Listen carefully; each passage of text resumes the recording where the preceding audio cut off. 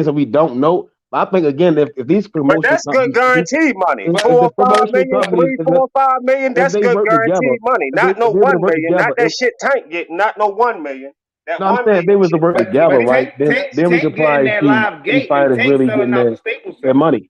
You get what Tank I'm saying? just sold 100,000 under about 50,000 pay-per-view buys. That shit, he gotta get an opponent to sell the shit All that we right, but need look Tank to sell. though. We need an H opponent, yo. argument was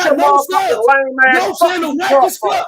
You got no views, nigga. Nobody Lame know ass you. bitch. Nobody know you, nigga. I don't You come the on. bitch, I nigga. don't. Now Bitch, I I don't bet they come know on you here to now. get no I bet they motherfucking know views, you you now, nigga. faggot ass I bet whore. niggas know you now, nigga. I'm gonna make you famous, nigga. Come to Memphis, nigga. You gonna make the news, nigga. I But promise you that, nigga. to, That's on to, Young Dolph, nigga. to I'll put answer that that, on Young Dolph, nigga. but Bitch ass, nigga. I, Fuck Bitch your I ass, do. faggot nigga. I ass up. That's on ain't. Young All this Mob, nigga. fucking that I will pussy burn ass your shit. ass, nigga. Yo, I'm but gonna I. show Talk. you Memphis You style, got the pussy. right one Ball on Don't that get one, didn't quiet you? now. P. Don't get Talking that quiet slick now, ass tough shit. You guy. caught the right Bitch one ass this nigga. time, didn't You you, don't know bitch shit nigga? about boxing. You caught the You right don't know one this shit time, about didn't you, boxing, nigga. faggot Do ass me a whore? favor, nigga. Shut the You fuck up, bitch. faggot Shut your ass bitch bitch ass nigga. up, You a nigga. This shit pussy. Bitch crazy. ass nigga. You I'm a gonna knock pussy your to me. ass out. I'm You gonna a beat your pussy to me. motherfucking ass, nigga. I'm gonna Nigga, beat your sit motherfucking online. ass. I'm gonna Nigga, give you you sit my address, online nigga. and sell Nah, tickets I'm gonna every give day, you my all address. day. You 32 sit online and Blackberry sell Cove, tickets all Memphis, day, every Tennessee. day, you faggot ass 32 pussy. Blackberry You a Cove, pussy Memphis, nigga. Tennessee, nigga. You a You a bitch, pussy nigga. nigga You in a Memphis, bitch. Tennessee. You a You's a pussy bitch, ass nigga. nigga I'ma knock in your Memphis, ass out, nigga. Tennessee.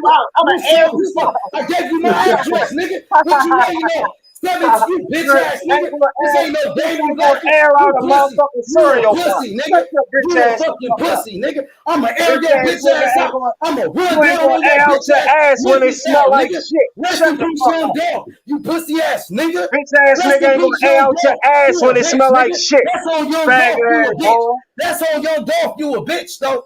I put that Shut on your young fag dog. You a ass bitch, up. though. Yeah, Talking about nigga. when you gonna Yeah, air come out. to You Memphis. ain't I'ma gonna burn air out. your ass, nigga. You ain't Pussy gonna air ass out your nigga. bathroom Get when your it's got bitch ass when up, it got nigga. too much You don't smoke know in it shit from the about shower, boxing, nigga. bitch. Shut You your came to bitch my ass channel to up. talk to me. You bitch ass nigga. Shut the fuck up, bitch.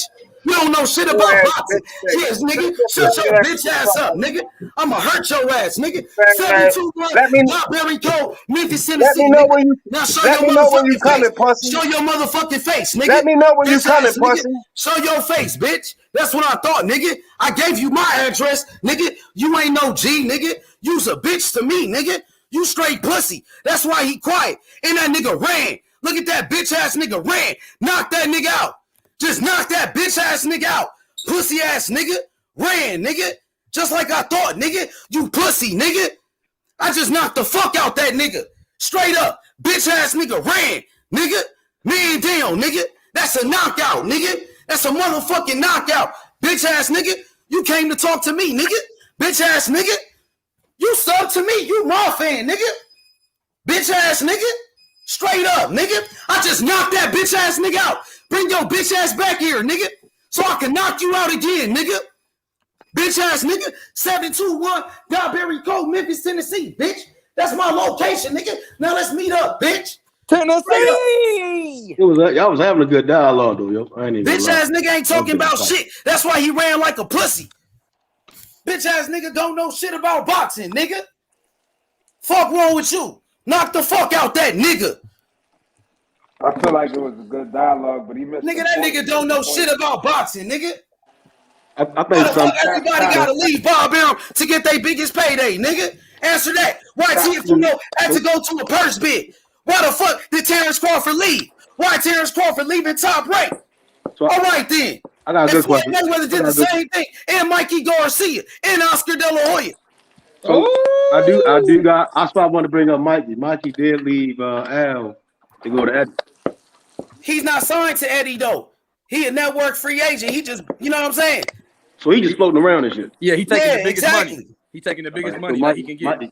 Mikey a journeyman. Yeah, facts. He the real journeyman for real. Mikey no man right now. Cap. How's that cap? Talking about Mikey, right? Yeah, Mikey a journeyman. Nah, come on now. No, like as far as travel, he go over the bread. Nah, he ain't no journeyman as far as. Okay, I get what you're saying now. Yeah, I mean, it's always a journeyman. Talking about a no man, just somebody that don't have just somebody that take the biggest money. He a mercenary. Fuck a journeyman. He a mercenary. I don't know. Stand up with his ass, Joe. Mikey on that Stand got him. I don't know if he's mercenary no more. That boy Mikey is certified. What you said, Method nigga? What you said? The way Sanders Martin whipped his ass, I don't think he's a mercenary no more, yo. I was hurt, nigga. I was hurt. Yeah, Mikey lost money on that fight. I was a certified gatekeeper. He wasn't ready for that little nigga. Nobody was, man. That's the thing, man. A lot of these fighters never really fucking don't hear about him. Hey, the Axiom, what's up from Philly, man? Shout out to Philly. Shout out to Baltimore. Memphis, Tennessee. Nigga, I know the address. What's up with it, bro? Y'all good? He said, I know the address now. Yeah, what's up, Philly, Zo? Shit, Diabetic Code, nigga. That's crazy as shit. My boy said that shit. Hey, my nigga H put. I know your address too now. H nigga Diabetic Cove. I heard Diabetic Cove too much. That shit in my head like rap lyrics. I got that bitch memorized. I ain't gonna lie. That shit in my head like rap lyrics. Time, nigga. Diabetic Cove. Hey, YB. Yo, what's up? Break down how you feel like the Ugas and Spence fight gonna go. Who that? That's my boy Zo talking to me. Yeah, that's me. All right, yeah. How I feel like it's gonna go? I just think shit. Like I know Errol had a layoff and shit like that, but I just think I don't think Ugas gonna have that type of success he had against a shorter guy in your Pacquiao. You know, because Ugas like one thing about him, he's not the typical Cuban fighter. He doesn't. Yeah. He's not he's slick defensively, and he's hard to hit, but he'll stand right in front of you. He prefers to stand his ground, and he prefers the counter punch and stand right in front of you. He don't have to move. Mm-hmm. He'll use angles and circle you, but he don't have to really move. He'll use minimal head movement. You like that? It's good. It's pretty. It keep you warm. You like that? And minimal foot movement too, Zo. So I think he's gonna be there for Errol to hit, and he's gonna be trying to counterpunch Errol. You like a boxer? So tell me if you think I'm wrong. When they walk into the ring, I feel like Ugas and they got their robe on, but it ain't gonna be close because of Errol Spence. Throw them punches. Let me see. And I feel like Ugas got a work rate, but he's gonna be looking to time him the whole time. So I think Ugas gonna touch him, and he's gonna be in every round. But I feel like Spence just gonna be winning the rounds. He's gonna overwhelm him with his activity and his jab. That's what I think. Exactly. What y'all think about the condition of Errol? I think. Shit, that's a tough one, Matt, because we haven't seen him in the ring since Danny. But that's what I think gonna be the Achilles heel in that fight for Errol. I think Ugas does go to the body, yo. I think that's gonna be the problem for Errol. Yeah. We haven't really seen many guys go to Errol's body. I mean, Sean kind of did. I Yeah. don't really see what's his name, Danny, do much, but I think No.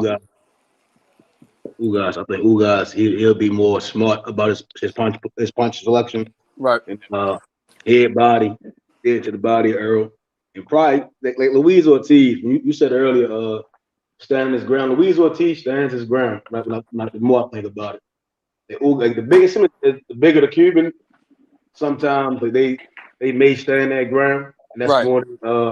more of their comfort zone. And it's worked for Ugas at the same time as it didn't hurt him. But in the fight with Earl, I think Earl he's more repetitive. So I think Ugas could probably exploit Earl. I think he exploit some openings, especially when Earl tries to work his way on the inside. I think if he step over a little bit and tag that body and go back to the head, I do want to see the weigh-in and get a better perception of how the fight will go. Yeah. I do. That's something I need to see too. But you know what, Zoe, the thing that I got because Errol made it through a full training camp, even though he was injured and he really didn't know. He said he didn't know his eye was messed up like that. So he made it through a full training camp. So that type of conditioning got him back more muscle memory. So he's not going to be as if this is his first camp. This is his second camp in a short period because his camp was in August and July, and now he's about to be in another camp. So starting January probably. So I think muscle memory is a little bit better. He done hit the mitts, he done hit the back, he done got some sparring in. So I think that he took some shots to the body, to the head a little bit to get himself used to the getting hit again. So conditioned to getting hit again. So I think EJ will be all right, bro. I think he'll be all right condition wise. I feel like Ugas gonna be sharp, strong. He gonna be a dog. But from the Manny Pacquiao fight, I think Manny threw like 400 more punches than him. But obviously, Ugas hit the cleaner shots, had more control of the fight. You seen what they did when he fought Porter. To me, they gave Porter the fight. But to me, it was all about activity. It's like the difference between. I can't hear you, bro. Can't hear you. I don't know who background that is. Yeah. What you were saying? Yeah. I said. Well, I felt like when Ugas fought Manny, even though he beat Manny probably threw 400 more punches than him. Porter threw more punches than him. So I just feel like the activity could be an issue with him. Now, if Ugas is early or first, that's when I feel like he gives Spence problems. If he commits to being first, but to me, that's not his style of fighting. To me, he stands in front of you, like you said, times you, collects a lot of data, and just start getting his jab going, and he gets in a different type of rhythm. And his angles with his awkwardness makes it hard for you to time him or feel his timing. But I feel like EJ is EJ that we know and starts from round one throwing them 75 punches around. He just outpoints Ugas the whole way. I don't think he knocks him out. I think he's capable of stopping him, depending on how the domination goes. But I feel like I personally believe it's going to go to a decision and it's just going to be unanimous EJ. But I don't think he stops him. I got you. I feel like that too, bro. I feel like that too. I mean, I don't like, people probably think I'm crazy, but I don't think he's gonna like you said, dominate. It's gonna be crazy. It's gonna be like a competitive 8-4, 9-3 where you like, damn, that was a good ass fight. But yeah, that's how I feel it's gonna go. But because of the activity, Ugas' inactivity and Spence's, Ugas has a kind of a low punch volume, and I think he has a tendency to freeze. You know what I mean? When you throw a lot of shots at him sometimes, and he'll just catch everything in a high guard. And that'll be enough for Errol Spence to get rounds. You know what I'm saying? And Errol Spence starts off fast first round. You get what I'm saying? Even against Dan, he started off fast. Exactly. Whipping that jab to the body, jab to the head. See, Pacquiao didn't throw a lot of jabs to the body, being the shorter man against Ugas. See, Spence will throw the jab to the body. He'll change levels with his jab, and I think he'll start sticking that left hand to the body, and slowing Ugas down a little bit, and getting him to kind of freeze a little bit on his counter shots. And I think that's what Spence would do. And another credit I'm gonna give to Ugas as well was him beating Manny the way he did. It shows that he's ready for a southpaw. So a lot of times I feel like you don't get the best out of your opponent, even if they know they fighting a champion like Errol Spence, but they orthodox, he's southpaw, and it's like, damn, these angles is really hard to get ready for. But he did so well against the southpaw, even though Manny is his own person. I feel like that's not like really an issue for him. I feel like he'll be ready. Them Cubans spar southpaws every day, bro. Yeah, I realize that. Inside last the gym, they spar southpaws every day. You know what I Do mean? you think sparring Lara will be good preparations for that fight, or someone else? He'll spar Lara. I know, Matt. He probably gonna spar Lara and Robesi Ramirez, and probably another southpaw. They'll probably bring in another guy. But yeah, I know. I'm trying to He think got. of like size wise. Lara like around the same size as Earl. He weigh like 5'9". Yep. And Shit, he got longer arms than Earl too, so that'd be a good little southpaw to spar. shit. If he's sparring Laura, I ain't really gonna be thinking about the word about Earl jab too much because I say Laura got a better jab than Earl. Lara got one of the best jabs in boxing, but it's still, you still gotta. It's still a different type of jab and it's different angles, and Lara don't use his jab as much as Spence do. Yeah, different tempo and all that. Yeah. Yeah, Spence gonna hit you. And Spence like he got more of his jab is like a pawn sometimes. He'll throw that bitch in there, try to get your guard down, pull your guard down, keep pulling your guard down, sweep that hand over top, boom, and he'll get up on you, bang bang to the body, to the head. And Errol, he got a lot. He got some tricks in his game. He said he ain't got no tricks. He just gonna cook. But he got some skill. Watching that Mikey fight. You go back and watch Mikey. If you let him do certain shit, he'll take full advantage of you. Right. And if you don't get busy with him and try to take away his jab, he'll be content to beat your ass with a 1-2. Shit, Ugas gonna do that shit though. Hey, Zoe, 1-2 in the step back, and then reset again, and then hit you with the jab again.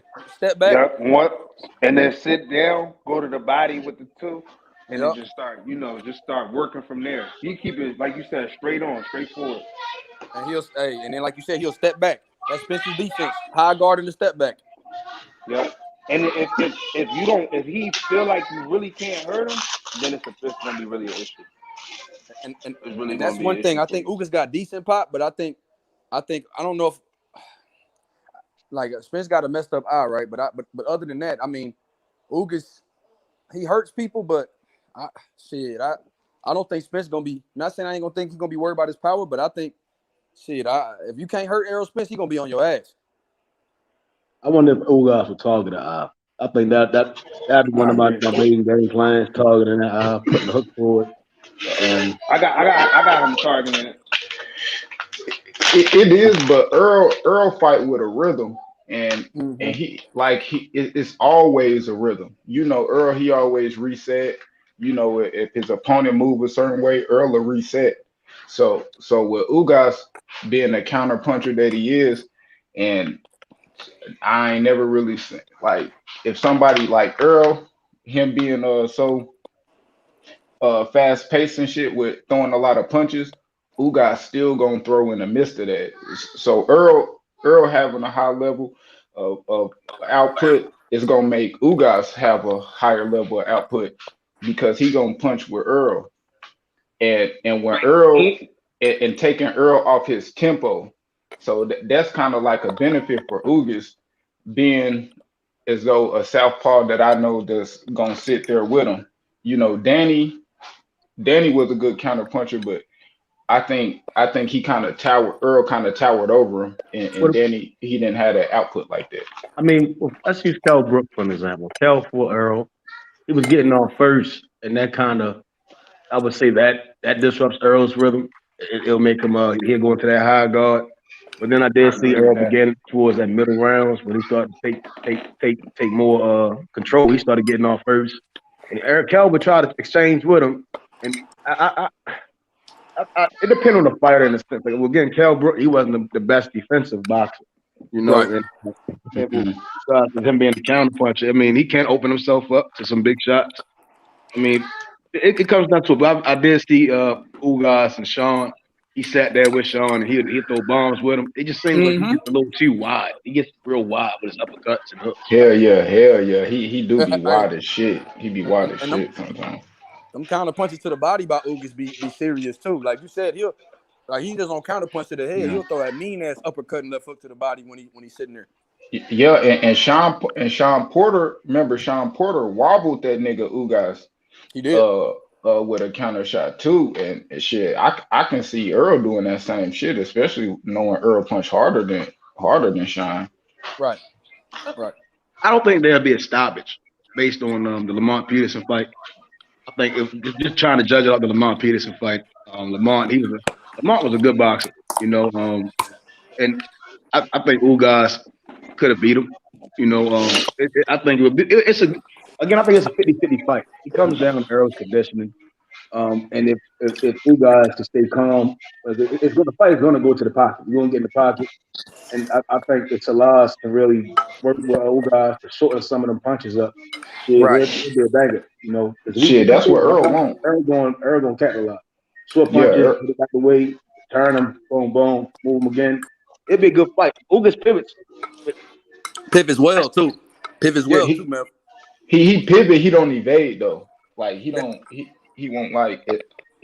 He won't escape the shit. Like he'll pivot, but if like Earl, what he did with Sean Porter, like Sean Porter kept pivoting him off the ropes. Mm-hmm. Earl would spin right with him. You know what I mean? So I know he gonna spin right with Ugas, and Earl he gonna come with that left. He gonna come with the left right off the spin too. Like so Ugas gonna have to use that ring to be honest, and that's gonna make Earl reset. Like I was saying, Earl he got that rhythm. He always reset. He got to reset. That's why using feints to get against Earl, and if you bite on him, you can capitalize on that. Yeah, that's not a good. I don't think if you got to reset every time, that's not good. I want to ask y'all a question. Go ahead, Philly. I feel like this Ugas, obviously, he just beat Manny. Manny is who Manny is. But do you feel like at his age, where he's at, you feel like he mentally could bring it to start early to really, do what he got to do to win this fight? Who? Which fighter? I'm talking about Ugas at 35. I mean, I think it's more. Again, I'm gonna put more weight on the trainer, right? In this situation, I think we all know Errol first round forced him ahead. I think as a trainer, I should have that knowledge. Like first round, jab, keep a slow pace, get his timing down. Because again, if Errol coming forced him ahead, you might see everything you need to see. You get what I'm saying? I mean, later on, it's just going to be repetition. I'm gonna go to your body, I'm gonna go to your head. I might load up a little bit more, put more power behind it. But shit, again, the Lamont Peterson fight, it come down who's gonna want to take more. So I think from the first bell on, Ugas is more so. I'm a jab. I won't try to rely on the counters early. I'm a jab, move you around, test your feet out. I'll try to test Errol's speed out, what he's saying, what he's not saying. First round, slow him down a little bit. Second round, open up a little bit, and I'll focus on the end game. Just 12 rounds of boxing. Test boxing skills off the real. Okay, I agree. Ugas overhand right do land like a hook. It's a little awkward, and that shit just come out of nowhere. But at least for Sean Porter couldn't see it coming. But I feel like Ugas, he starts early, it'll be a phenomenal fight. I think he starts early is truly a 50-50 fight at that point. As long as he starts early, he's first in the early go rounds. But if he's just the Ugas I've seen, I feel like he has a hard time, but he's in the fight the whole time. What's some other fights coming up 2022? Shit, only one I know right now that I know that I really really care about is that the Jose Pedraza and Ramirez. I like that Mike Sayo and Gary Russell fight because I just want to see Gary Russell back. Oh yeah. After that 2-year layoff, I want to see what G Russell look like. That's at 26 or 30? 26. 26, okay. Yeah. Fight is mandatory. Okay, Navarrete, he at 26, right? Huh? Navarrete, what weight class he at? 126. Okay. Yeah, I think he moved up to 26 for sure. Yeah. He's supposed to fight. They're trying to get him to fight Valdez, but I think he left Top Rank. I don't know what's up with Navarrete. How y'all feel about Thurman Barrios? A regular TV fight, but it's a good. I mean, it's a good fight to see what Keith Thurman got back. To be honest, like I would like it. I think the styles match up good, but it's just It's just like you said, bro. They got a nice little card. It should be on regular TV to see let us see what Keith Thurman, look like. You don't sound like you paying for that shit, huh? Hey, what? So you about to shell out? You about to shell out 75 for Keith versus Barrios? I don't know, man. I've been paying for him consistently. This is the only one I don't know. You know, I feel like it's gonna be a good fight though. It is. I can It's see gonna that. be a good fight. Damn Yeah, sure like Barrios stronger at 47. You know, at He one gonna point in knock time, dude out, bro. he rocked Tank. He gonna knock Buddy ass out. How my nigga AB say he gonna knock Buddy ass out? Real Who talk. Keith? Who Keith? Hell yeah, Keith gonna knock dude out, bro. Oh yeah, Barrios, man. I thought you was going for Barrios because you stay in San Antonio. Man, I don't give no fuck. But they were just on me. My coach was just up in there talking about Barrio. Said he been giving niggas work in that gym on me. So, but nah, I don't think he got Keith. I don't think he can beat Keith. He too big. Even like man, like even when I see Barrios in this last fight with Tank rehydrated. Man, go look at that boy Keith Thurman rehydrated. Way bigger than that nigga, bro. He gonna beat dude up, bro. Telling you, if Tank can knock him out, it's no doubt in my mind. I don't think Keith Thurman gonna flush this nigga. You saying it like you gonna see the best Keith Thurman though. You feel like you know what Keith Thurman you gonna see. Tito Lopez hit that nigga with some shit, boy. He still beat that dude though. It's like Jose had a little moment. He had a couple moments, but Keith who's that nigga? Josecito, he treads forward, keeps coming. It ain't too much in his bag though. All right, keep going sideways that way. I'm gonna cut it off. Boom, he right here. And he did catch him a couple of times. That's how he got that hook, him with that hook. He just too slow. I saw Barrios got a little bit more speed, younger, he fresher. It's gonna be a good fight. Again, at the weigh-in, Barrios, that motherfucker ain't have no stomach. You see what I'm saying? Like his stomach was in his back when he weighed him a time. I ain't gonna lie. We should see a different. We may see a different. He might be bigger. Josecito Lopez. That's true, Meth. Josecito Lopez would smash Barrios, bro. Real talk. I mean, it's Styles me fight. Riverside Rocky. I think that motherfucker serious. Riverside Rocky. Ain't Josecito on the undercard? He need to be. Josecito on the undercard, and so is Santa Cruz. Ain't Josecito fighting at 54 right now though? I don't know where the fuck he fighting. Oh, they're fighting at like 54. I remember he was on somebody undercard.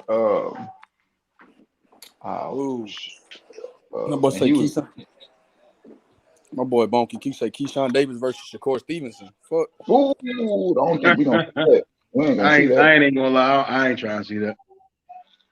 We ain't gonna see that fight. I'd rather them get that bread, man. I ain't trying to see that. Not shit. I want to see it, but I know we ain't gonna. I'd rather watch them niggas spar, man. I'd rather watch a good sparring match than them niggas fight. Abel Ramos is fighting Josecito Lopez on that Keith Thurman undercard. Oh, okay. Abel Ramos is the one who lost to Ugas.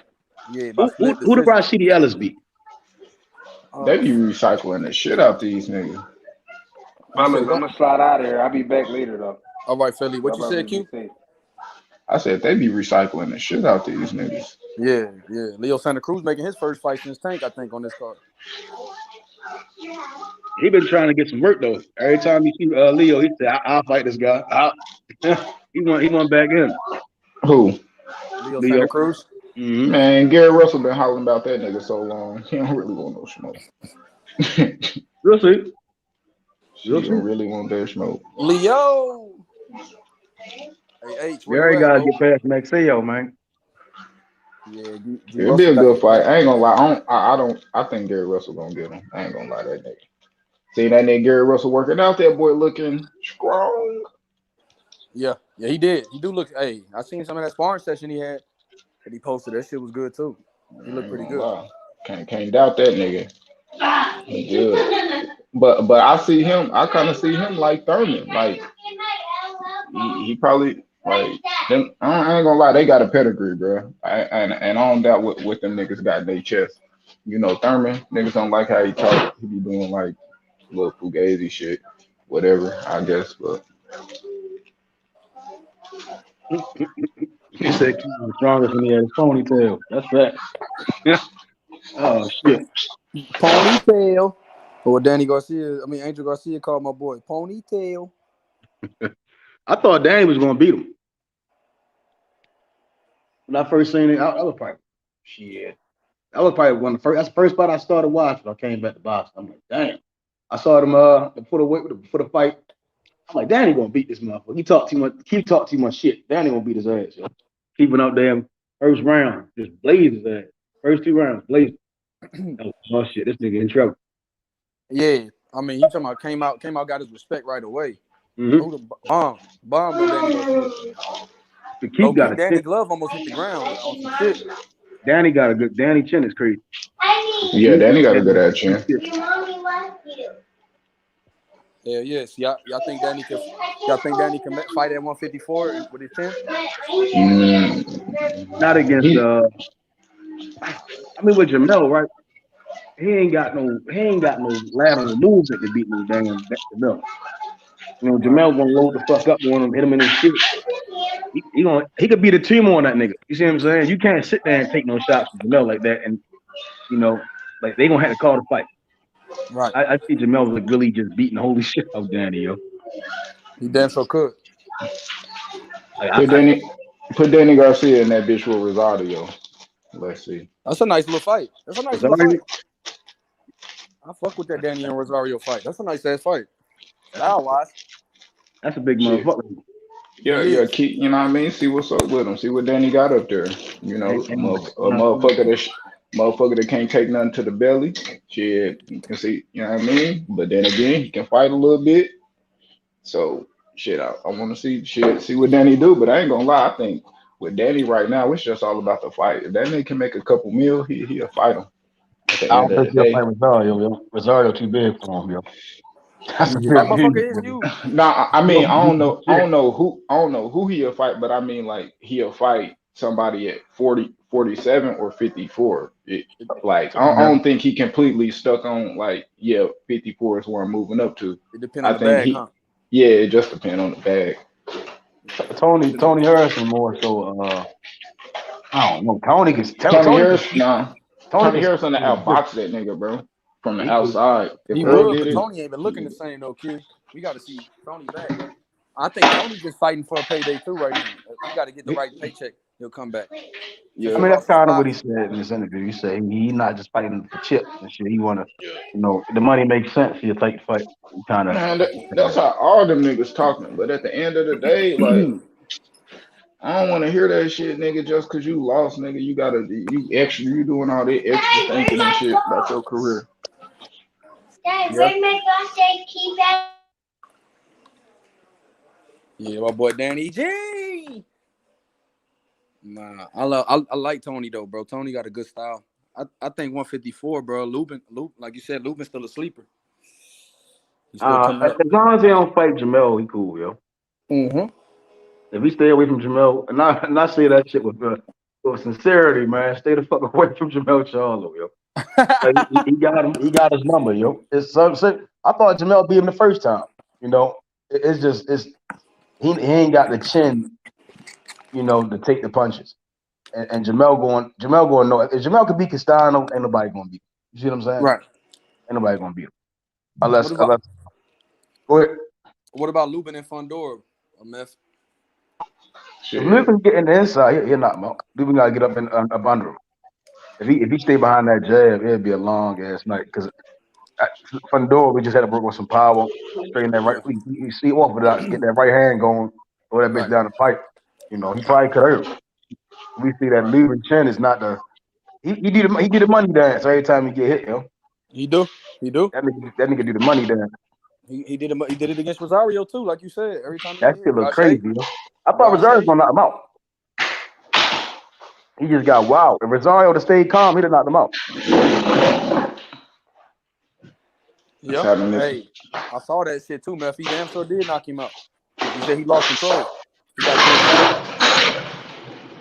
you can see it. Over anxious in there and start getting counted. Yeah, you could definitely see it. When he hit Lubin with that shit, Lubin said, Those legs went everywhere and shit, and he started swinging out, hitting gloves and arms. He'd calm down, bang, uppercut, bang. It'd put him together like bread and butter, you know. Yeah, that's how that should be, Luke. Man, I ain't gonna lie, bro. To be honest, I ain't gonna lie. Like 154, I think the 154 division. I think the 154 division is just full of niggas who scared of that smoke at 160. To be Nah, honest. I You know what I disagree. You mean? got some dogs at 54. Like it is. Yeah. You Them got niggas, dogs. dog. I mean, Castaño, But them Charlo, Lubin, hungry fighters. You got Fundora, man. You got the new kid from Cuba, Gomez, Elvis Gomez. He's good. Tony Harrison. We still got you got top guys, man. You know what I mean? That's a deep division in boxing right there, Q. They deep. yeah. I'm not saying they not deep or none of them not good, but with all of them, like actually having the most fights against each other, I say, and all of them actually being beat by each other. I doubt that any of them niggas be too inclined to go to 160 and do that shit. I think all of them will be at 154 for a long ass time. To be honest, I don't think at 160. I think just some of them guys is too big, especially just like with what we were saying as far as like how they react when they get hit. What you think they gonna do when they get hit by a bigger puncher, a bigger guy? Niggas gonna fuck around and get flipped. Yeah, I don't think a lot of guys gonna jump up there fighting on Munguia in the rankings. Munguia, Andre, he's huge. Andre's a big guy. Even Jamal Charlo, he had size to him. Shit, he knocked out J Rock. So shit, them guys going to 160, and then you got to fight a young guy like Munguia, who we just saw put Rosado on Ritz Crackers. It's like I don't think nobody's gonna be like, shit. I won next. I mean, it's easier for them to cut the weight in between 160, 147. Yo, I got a question for the panel, real quick. Method and everybody else, what y'all think about Devin Haney working with Blu-ray, Errol Spence, his strength and conditioning coach? I seen that today. They said Haney about to hire a strength and conditioning coach. What do you think about that? You need it. So he ain't hired. So he haven't hired Blu-ray. I don't know if he hired him yet, but Bill Haney said it's gonna happen. I guess when they move up to 140. To 140.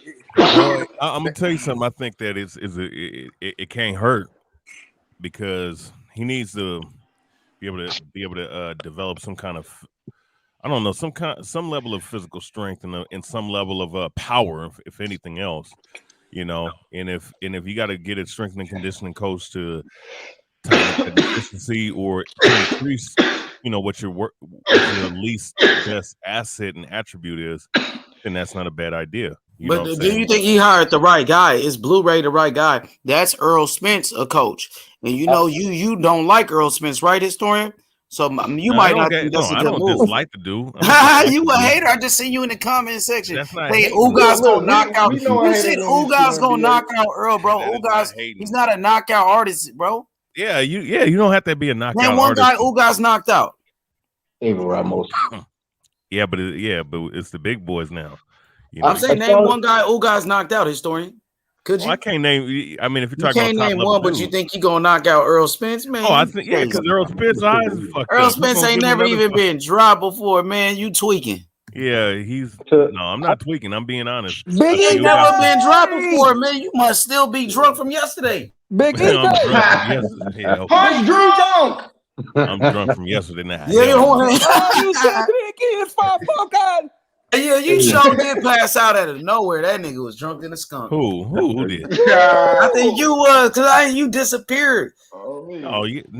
Destiny. I know when Destiny was on here calling you out, and you was like, "I'm with the family ducking Destiny." Man,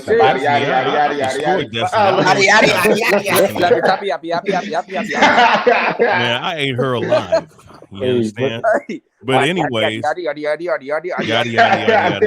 nothing. But no. I mean, is it the right guy? I mean, at least he's trying to make some steps. He got enough money. At least he's making the steps to do something. What's the purpose of a strength and conditioning coach if the problem is skill? No, it's not about skill, man. No, It's that's not not. about skill. I'm not asking. I'm telling you.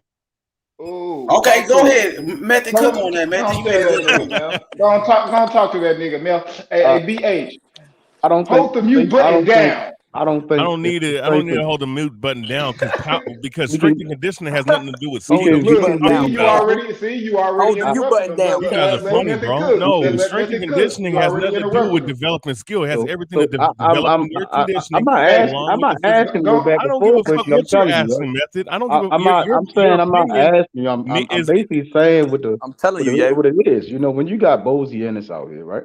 I think that should be something that Team Haney should push towards working with Bozy Ennis because we can see the protege or the prototype of if he wants his son to be a certain way, I'll get around Bozy and because we can see Gerard Ennis and how he's turning out and his mass, how he still has the skill, the size. You get what I'm saying? I wouldn't say a strength and conditioning coach. I've also heard someone else say this like this. It's not a strength and conditioning coach that you would go towards. It'd be trying to maximize your fundamentals. You know, it's something off with the fundamentals. And it could be something off with again, home. I always say homework. It's when you home, what are you like, doing at home? Like when you spare time, are you working on this? Are you doing the film study? Like, all right, I do this the wrong way. Well, it all come down. What are you trying to better at? You know, again, if you putting on mass, I don't think you need a strength and a conditioning coach. You just need a coach that more so know what the fuck he talking. You get what I'm saying? Again, Bozy, you see what Bozy in this and Jerron in this, how Jerron is steamrolling niggas. And I'm not saying like I'll compare Virgil to Jerron, especially the physique. You know, I don't think that's more so of a strength and conditioning coach. It's just what the coach know what his fighter need to be. And I think that'll be something that I'll be looking for as the eye for Devin Haney trainer. I'm not sure what role Bill plays in Devin Haney's in boxing, but I definitely would link with Bozy in this before anyone right now, especially going up into 140. You know, to get the certain results that I would want. Not really trying to seek a strength and conditioning. I saw Keith Thurman get a strength and conditioning coach, and Manny Pacquiao blazed him. You see what I'm saying? It still it doesn't guarantee shit. It just No. means I look a certain way, but it's the skills and fundamentals that need to be top notch. But meth, it is like I feel what you're saying because I think it's the same thing too. It's certain things as far as his skill that he could do to help with his punching, and his things with his as far as like how we built that could help with his power and be able to create more torque, especially when it comes to his. I think his core there, like shit, his back big. You know, he always got 8 pack, 6 pack and shit. But his legs and his arms, them motherfuckers are skinny, and that's where you're gonna get as far as with his skill, him turning over his punches and being sharper with some of the punches that he throw. Shit, working on his forearm and his grip. That should have helped with his power, especially when he turning over his shots and his legs too. You know, with being able to create the power. You know, to bring that shit all the way through. So I think a strength and conditioning coach could help him with, being able to create more power as far as what he do. But yeah, the skill too as well. It's certain things that he can do as far as his inside game and his punching and shit. And helping him think when he getting pressured. When people put pressure on Devin, he don't always react the right way. And shit like that. I think it's like when you seen him. Okay, like when he was fighting JoJo, and you see when JoJo would land that left hand, Devin would get hit, and he would still have his guard up, and he would still duck down to the left. Why you ducking down to the same side that he hitting you from? It's certain shit like that he just don't think good when the pressure coming. But when he get to sit there and think and watch a motherfucker just stand in front of him, he look real good. Motherfucker look great. But when they start bringing that pressure, it don't look the same. I think it can be also when you bring all right. So I'm not. try to like bash the idea of a strength and conditioning coach, I also think it's just a lot of hands in the pot with that. And it's sometimes 'cause again, like I personally, my outlook with Mickey Bay and Ben Davison, in a sense, I see them damn near like they see shit damn near the same way. You get what I'm saying? Um, they both more so of it's their styles kind of similar based on It's what they like try to do. having two of the same gun. Yeah, and it's like I want to have a assault rifle, I want to have a pistol, and I want to have The shotgun. a shotgun. And I think that's maybe what's missing. And I would keep the shotgun. Your shotgun is you know what I'm saying. And right now it's like this. What's missing is the shotgun. You get what I'm saying? The shotgun. Keep the Well, assault rifle. That bitch. well, That listen. motherfucker spitting. I All right. think Yeah. I think the Go ahead. strengthening. I don't know, lads. I think the strengthening conditioning coach thing is good. I think it's he perhaps wants to have better energy levels going forward. Because say he was to fight someone like Kambosos, he's definitely going to have to be at the optimum best from an energy point of view. Because you know what Kambosos is like. He brings the energy. But And this Spence is the guy that they've probably also looked at in his fights. He does come good at the end. He does but get better and better. but, but that's the So And they're skill. probably Paulo, looking for You, something of you, that, and they would have done their homework on him. you're talking about all right, a different So style, it's right? not necessarily about the power. I but think Earl it's more style. about but I mean those Hold energy up. Let now levels. everybody let run him it. talk though. Hold Let him up. talk My though. bad, my Let bad, him talk. my bad, Paulo. So I just think it's just more about them wanting to have probably those top energy levels, from round 6 onwards, because the fights ahead are going to be tough. Say especially like someone like a Kambosos. And like I said, they would have done their homework on the strength and conditioning coach. They've seen what he's brought, say, to an Errol Spence, who, like I said, he comes strong at the end. And they're probably looking for something like that. And obviously, if you're feeling better and your energy levels are high, you're going to be stronger. And perhaps your power's going to be stronger, but I don't think it's necessarily just for the power. It's Yeah, just he kind of gassed he out. wants to be at his top level, because you have to be, energy wise, you have to be at the top. Yeah. I think that falls in on skill. Again, from what I saw from the first round with Devin versus JoJo, he was doing a bit too much. And and me personally, if I'm in, I'm seeing him hitting this motherfucker with hella shit, and he's still in that high guard. And I'm like, once I saw that, I said, JoJo's taking his time. Some people, me looking around, they're like, oh, JoJo ain't doing nothing. What? I'm like, and I already said, I said, 4th, 5th round, JoJo's going to turn that shit up. He's going to start landing that wheel. He timing him. And again, I think that's on a trainer more so than a strength and conditioner. You shouldn't have had to do too much. The saying is less is more in a sense. Holyfield wasn't known as a knockout puncher. He just was methodical with his shit. Bang, bang, oh, bang, bang, bang, bang. And Nigga, that's on God, I more. was Yo, just hey thinking about YB, Holyfield. do you have what you got to say about it? What I think about them getting a strength and conditioning coach, for him moving up to 140, we keep saying them dudes that are bigger, stronger. I think he's just trying to prepare his body for the physicality. Like I know a lot of things that he does is skill based, and like Q and Meth are saying, a lot of things that he did was overdoing it or doing it fundamentally wrong, like leaning to the left or against a southpaw when you're trying to block a shot, or pressured and you kind of hesitate when you get put under pressure, or doing a shoulder roll against a southpaw, different things like that. But I also think they were trying to get him ready for guys at the 140-pound limit who have more physical strength. And I just think they're trying to get him ready and get his body conditioned for that type of be able to take that type of punishment at a higher weight class. So Hey, I mean, let me can say we something real quick. use Let Floyd? me I say, hate to use I agree Floyd with as that, an example. YB. I hate to use Floyd as an example. Like it was like no matter who the hell was in front of Floyd, it was the mental aspect of what was coming. You get what I'm saying? And I think if mentally you're not, as Q was saying, if I'm gonna keep leaning there, it don't matter if I'm this big, that big. My mind ain't gonna be. Like, you get what I'm saying? The mind is going to go before the body. You get what I'm saying? In that situation, I'm gonna keep leaning over here, bang, bang, and I could be endurable all I want, but my mind gonna keep getting me hit, and I'm gonna get hit. And a strength and conditioning coach don't change your chin. You get what I'm saying? Yeah, but if your Motherfuckers gonna laugh. condition's not well, then you're not going to think well. Yeah. Say that again. Say that again. If your condition's not, at top peak, then you're not going to think well. So you need to be in good condition to think well. If you get me.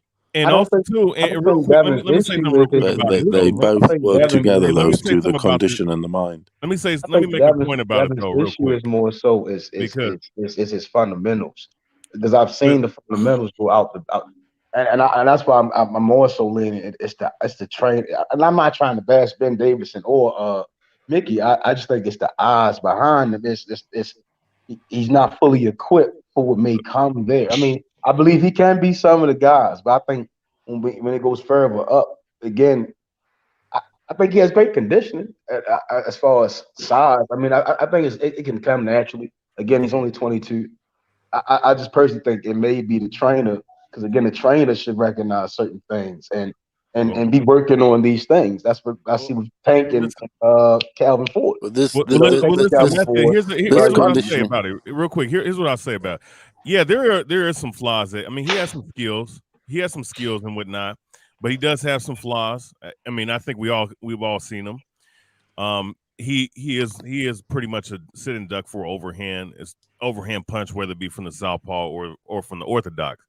And there's certain things like YB mentions where he would move to the right or move to his right against the southpaw or lean back.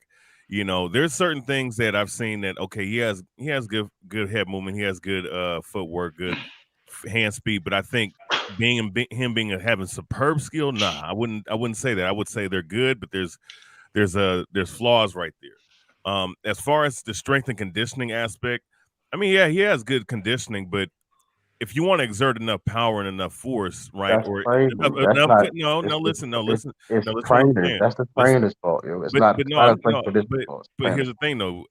The harder you throw, or the more you throw, you might because a lot of times he's boxing, he's just putting up points on guys, right? But if he wants to step forward to a guy and try to throw enough punches or try to be a little bit more physical, he probably needs that strength and conditioning coach, and every athlete has one, damn near. You know what I'm saying?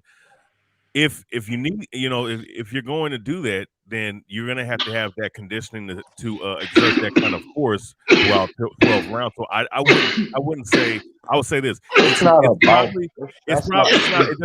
hurt, but there are some. I'm also not going to sit up and say he doesn't have technical deficiencies, because he does. That's where the power begins to lack at. We don't know what this. I can see it myself. I see it all the time. It's when I don't see him truly. When he hit Jojo, right, it was at one point, I think it was late in the rounds, late in the fight, and it was the best left hook he threw all night. And I was sitting there screaming, "Throw the fucking left hook!" And he threw it through him, boom, he hit him, and the motherfucker backed up, and then he kept throwing it and throwing it and throwing it, and he did the same with the right hand. He saw I noticed Jamal Charlo does it. He'll throw the right hand, and when it's short and sharp, it's bang. He just turns it over the last minute. Boom! You maximize your power within that. You're not getting that shit just because it's strength and conditioning. It's proper technique. It's the proper technique. Again, Ben Davison said that he has Josh Taylor and Devin Haney, and when I look at Josh Taylor in the what's his name, Jose Ramirez fight, it was the technique that was getting the knockdowns. You see what I'm saying? The short uppercut, boom, right there in the button, he goes. And I wouldn't accredit that to a strength and conditioning coach. Josh Taylor's body is not the strength and conditioning coach, I think, is definitely for the endurance. It's from the endurance perspective. That's what they got him for, and he'll specialize on a specific area. Now we don't obviously know what he specializes in. And like within that strength and conditioning, because there's all different bits that come within it. Endurance and I'll say this, and this would example with me with Ben Davis and Mickey Bay being his coach, and Devin Haney actually had a fight kind of like how Mickey Bay do, and then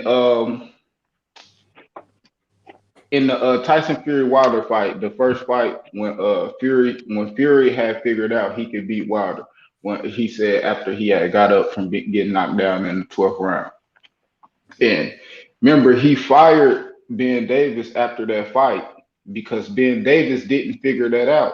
Ben Davis didn't see in the middle of that fight him beating him up like didn't tell him go for the knockout. Yeah, he wasn't Don't attacking pressure him. enough. You know what I mean? He He's didn't too see that. conservative, Ben Davison. But he You comes from know, a strength and yeah, conditioning yeah, background. So Ben Davison didn't see that. That's why Tyson Fury moved along from him.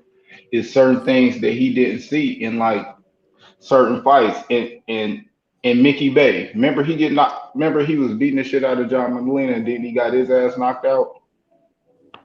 Yeah. So What's his name called out? Devin Haney has that same type of shit. He winning fights, and the left hook is what did it.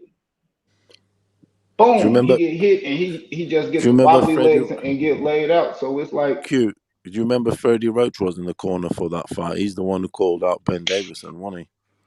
And everyone was saying, "Oh, that's a bit harsh. That's a bit harsh." But Fury reacted on that because Freddie Roach said, "No, I would have got put the foot on the gas," but Ben didn't. Remember, he was in that corner, wasn't he, Freddie Roach? Yeah. I mean, and he called out Ben Davison. But Freddie Roach isn't one of the. I personally don't understand where the hype for Freddie Roach comes from.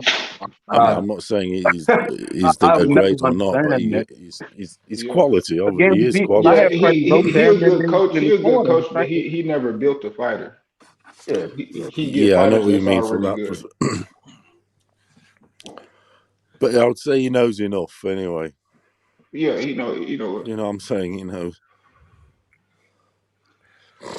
Well, I mean, I'll say this as well. I'll say this as well for Devin Haney. I mean, the good thing that's working for him is that he's 22, 23 years old. And he does have room to improve, and he does have a upside because of his age and whatnot. But as far as I look at his frame, he probably should be fighting at 140, possibly 147, to be honest with you. But if he's gonna do that, he's gonna have to.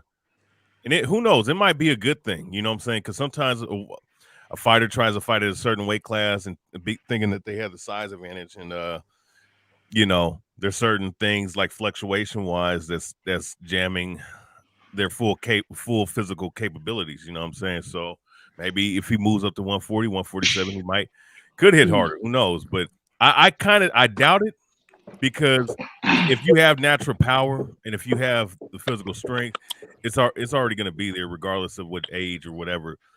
It's already going to be there, but it can be improved on. But with him, I think, because that's the one that, with him, he's going to have to protect his chin a little bit better. So you keep saying, so everything, so every time everyone says something, it goes back to skill, fundamentals, and technicalities, right? The technical shit. As far as not getting the right torque behind the punch, with the foot placement when he's punching, all these things. And it doesn't seem to be, again, even if it's the strength and the conditioning, that shit falls on the trainer. I personally don't understand. That's what's kind of tripping me out. It can, yeah. I personally will always be like, that will fall on the trainer, in my opinion. I think that falls on the trainer. And the people that's supposed to be. Yeah, those are technical. Those are technical issues. Wait, isn't it Bill Haney and is it Ben? Who's the other trainer? Is it Ben Davison? I think those guys are the guys that's pouring into him the knowledge of boxing. I would be like, all right, like every morning, like, we're going to do this. Or I think a trainer should have that knowledge of how to maximize this fighter's body mass. I mean, my trainer would be, oh, you need to eat this. This is how you cut this. And all right, we need you to gain this. All right, you're going to do this. All right, man, we're going to hit these hills. Get your legs going, sprints. Don't run on it. That's what the trainer's supposed to do. Yeah, that's why he'll be there. Yeah, but a lot of people now they don't have that knowledge, and if you don't have it, I'd rather you get somebody that got the knowledge to do it. Like I know he haven't hired Blu-ray or whoever he gonna hire. Yeah, shit scientific now. I just feel like if he do it, the fighter always gonna tell them what he want to do. Or I want to hit harder. Or I want to keep my energy. Or I want to, Yeah, that's whatever. the thing. He'll So be there for a so specific whatever it reason. is, he gonna have to do that. But I still agree with you from the jump. Like it's certain shit with his skill and technique that he got to work on. And BH just said it's the same thing. It's kind of like he just got to build up from the foundation. And power is something that you kind of do build on from the foundation. You want to gain some sort of power, which I think he got respectable power, but you know, I think the knockouts. I personally think the knockouts aren't coming, or the stuns. It's due to punch selection. Maybe punch selection is one. Again, in the JoJo fight, he kept throwing that damn overhand right hand. He threw that bitch like 10, 6, 7 times, man. I was like, man, stop throwing that bitch and open him up. Open that can up, man. Open that can up. Then like the 9th, 10th, 11th round, when he threw the hook, I kept saying, it was probably the round before, throw the damn left foot. Throw the damn left foot. Throw the hook. And it just came, boom. And when he hit him with it, he backed up. And he just kept throwing it and throwing it and throwing it. And I'm like, that's not what you're supposed to do, man. Don't, and that may be the you got to emotion. set it up. And that's why I think again is his flaws are coming through the fundamentals. Because again, if the fundamentals, that's why I mentioned Holyfield. Many people may not agree that Holyfield is one of the best skill fighters ever, but in my opinion, He was He was how one of the he most set that complete shit up. heavyweights of all time. And Everybody he knows was that. he was the greatest cruiserweight ever too, most skilled. Yeah. He is one of the most complete heavyweights of all time. He can box on the outside, the inside. He can he can go to the body. He had power. You know what I'm saying? He had good head movement. He also Shit, could be physical. Holly does everything, the dude. my favorite shit about Holyfield was He's his even awful at power. the dirty, the dark sides, which you need to be. Everything. Man, he was a great counter puncher and combination puncher, and he threw combinations off his counters, and that's why he got a lot of knockouts. He was able to set that shit up. Like Holyfield was, man, that nigga different. That nigga different. Dev has good reflexes. He has good reflexes. I think in the game, not the Gamboa fight, the Linares fight, there were some over exaggerated movements. I'm about to go back and rewatch the JoJo Diaz fight in full to probably get more clarity on certain things. But he did have success again, like I said early on. Method. If you punch that much and loading up like that he was early on, I don't care who you are, you're gonna slow down. Even Method. Do you Floyd think? wouldn't have never fought in that manner. You get what I'm saying? Because it's a fool's game at that point. Because again, Method. Do you think you're gonna take Haney punches. keeps it too safe? Or he could engage more, and like I when you think say he like needs to work openly. on he needs to work on his offense completely. Like his offense is more of a, especially up the Linares fight. He'll throw a punch and he'll put himself in harm's way. And it seems to be arm's way defensive, bit. but That's what I'm referring to. and if we use Shakur, his shit is really all offensive, and it seems like it's defense. I'm protecting myself to punish you. You get what I'm saying? It's really an Putting offensive yourself in the mindset. line of You know what I'm fire. saying? But that's He know how to judge distance from the jump. Damn near. Yeah. He go in and go out in a split second. His foot speed and his man, that shit. He cold. I ain't gonna lie. Nah, Shakur, he his different. judgment of range, like you said. Yeah, Shakur, he'll stand in the line of fight. He's got that the split second in and out, and I know exactly what you're on about. But he could stay in. He don't have to get in and out. He could Oh, stay he in. can stay. Oh, he does Because, stay. because, Yeah. because like you said, he has such good anticipation and such judgment of range. He could be right. Yeah. He makes those opponents feel like he's there to be hit when he's really not. Yes, he makes the other guy slow motion. It's only so much a fighter can throw, right? And that's the thing about boxing. You do have fighters that can do like Triple G. He'll throw a punch on top of your damn forehead, and it's rare that some guys can perform that ability. But when you understand that, he orthodox. This motherfucker gonna have a left hook, a left uppercut, might have an overhand, right hand, might have a straight. Most fighters don't have a straight right hand. A lot of fighters don't, and that's a given. So if I already know you don't have a straight right hand, I really don't have shit to worry about from southpaw. You get what I'm saying? You have an overhand right, but that's up. I can press up to you. Boom. Ain't no more of a right hand. You get what I'm saying? And if your left hook ain't about shit, I really ain't got nothing to worry about. Yeah, I know. Well, yeah, left hook. Well, that's probably what he need to work on is the left hook. I mean, you talk about, the energy transfer from the right foot, and a twerk. Who, That's Dev? probably what he need to work. Yeah, that's Yeah, probably for what he need to sure. work on. You know what I'm saying? 'Cause that probably be his hardest punch. What is his best punch? Would you say His best jab. shot? I mean, his best. If you're talking about his overall punch, would be Can't his hear you, jab. Rich. But as You real far as low. his, You real low. I could most hear powerful what you. punch. You said move up, but that's because I seen it because the way you said it. I can't really hear you though. Yeah, Ainey has got He need to move up. a good jab. Y'all can hear me? A little But bit, barely, with as far as a power punch, what would you reckon his best barely. one is? Probably his right hand. His Mm. right hand to the body is the most effective punch to me. His jab. Yeah, his jab is good to set up, definitely. But his I say power his punch, what would you jab. say, like a left hook, a He got right good. straight? Yeah. And he don't. Hey, notice Devin Haney barely throws his left hook. Yeah, he doesn't use the left. Shit, a lot of boxers barely throw their left hook. Nah, he hurt JoJo with that left hook in that fight. I think. But Yeah. hey, Rich, you gotta turn up your volume, man. Yeah, it sound like you like 30, like 20 swimming miles underwater or away. some shit. Sound like my boy in the submarine or some shit. Y'all hear me now? Yeah. Yeah. Perfect. Bro, I ain't gonna lie, bro. The left hook, he throw that bitch all the time, bro. And that might be his best punch, honest to God. Anything off the left hand after he throw the jab is damn near his best punch.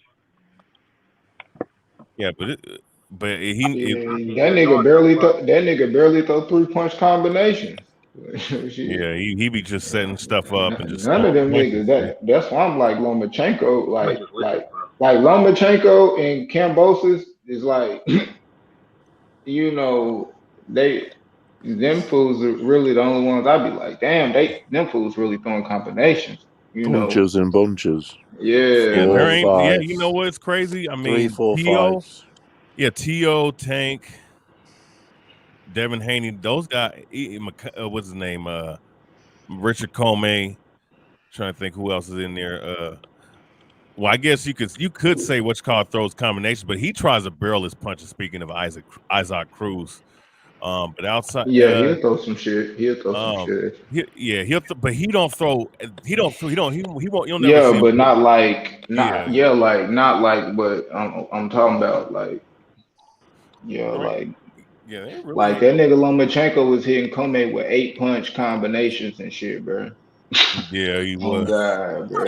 For real. 6 Yeah. punches, nigga. Like, don't none of them throw It them was shits like that, bro. I don't see Loma doing that shit this thing. I see, and that's why I know that fight gonna be there because, I'm damn but near but it's done. the same, thing with all of them. Like, I don't know what they'll do with hella combinations coming at them that Lomachenko do, but what Lomachenko don't like is power and body punches, and I know Tank got that, so that's why that fight is like shit, Yeah, that's a style clash to me, but. I've seen Tank throw combinations, even in the what's his name? Isaac Cruz fight. He was throwing some combinations. Yeah, It was nah. Isak was that motherfucker was a little turtle, man. He was a turtle Shit. in that fight. That's why I said I wasn't impressed with Tank because he didn't throw them combinations that I wanted to see. He was boom Yeah, countering, moving, boom. But he that shit looked good. I ain't gonna lie, like it But looked I nice already here knew and he could there. do that. Like, I already knew he could do that. I It, wanted to see something with Devin and Tank that I haven't seen. And Devin, if he would have knocked motherfucking JoJo out, or nigga knock him down, or actually hurt hurt him. him or something like that, Yeah. made him stumble, I would have been like, yeah, but neither one of them did what I haven't seen them do on a consistent basis. Everything they did, I seen them do all the time. It wasn't nothing like I ain't never seen them do. Okay. Yes. I think that nigga Tank showed me some shit that I ain't seen from that nigga for real. He Like, I ain't like gonna lie. Y'all know I give go ahead. no. Go ahead. You say you give him what? Y'all know I give him a hard time in terms because I before the fight I thought he was strictly a puncher. You feel what I'm saying? But that nigga can box, bro. Like, especially in that 12th round, no left hand, just straight jab and moving the feet. Like I think Tank did hella good, and he showed me some shit that I ain't seen from in him since like the Pedraza type shit. And honestly, it was a little bit better than the Pedraza because I think he gave up less rounds. That's what I was about to say, Rich. Like he showed me something that he showed again in his first title shot against Pedraza. That's the last time I seen him have to really get in his bag for real. Yeah. For surely. Well, yeah, he had. Now Well, he had to do something. I got. I say if he'd have fought on the inside, Isaac Cruz would have scored more on him had he would have actually engaged with him. He might have knocked him out if he'd have fought on the inside. Well, you know what? He kind of stunned him a couple times. Nah, Tank ain't get hurt not one time in that fight. I said Tank might have knocked out Cruz. He got backed I'm talking about up. Tank might have knocked out Cruz in that fight if he would have fought him on the inside. Yeah, Tank's a way better inside fighter. Yeah, Tank ain't an inside fighter like that, bro. He's not if you go back and rewatch when Tank got it inside, you can see Cruz couldn't. Again, it was no game plan. It was more so walking to the fight. And I've been saying Tank kind of down there freestyles when he's in that bitch, yo.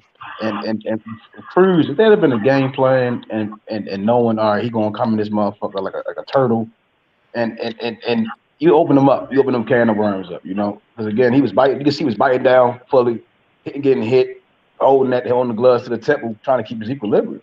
If you came in there with a game plan, if Calvin Fortbury would have came with a game plan, it would have been a breeze. You get what I'm saying? Especially on the inside. Tank's punch connection is far better. Yeah. His abilities are far better. You can see he's far more athletic. Tank was out there looking like Achilles at certain points. Yeah, but see what I'm saying though, like we love Tank like motherfuckers. At first, everybody was loving that left hand from Tank. Now everybody liking the uppercut and all that. To me, it's like, bruh, if you can throw that, it's cool just throwing it one time, coming off the jab and shit like that. But bro, I want to see all them bitches bunched together in a combination, nigga. Let me see them bitches work. Like just that, like I don't know. He got to show me more. Like that. That's what I want to see. Like I think if he able to just do that on a consistent basis, keep that shit in motherfuckers' face. Like he could really separate himself and he'll really be a Mike Tyson. Mike Tyson throwing combinations. He throwing the right hand, the uppercut, left hook, all that shit together. So do you think the Gary Russell fight will be one of? Do you think the Gary Russell fight could possibly be that type of fight, or do you believe it would have to be a fighter such as Kambosos or Devin Haney or a fighter that's you get what I'm saying? That may be a little bit bigger. You get what I'm saying? Man, I don't care who he do that shit against.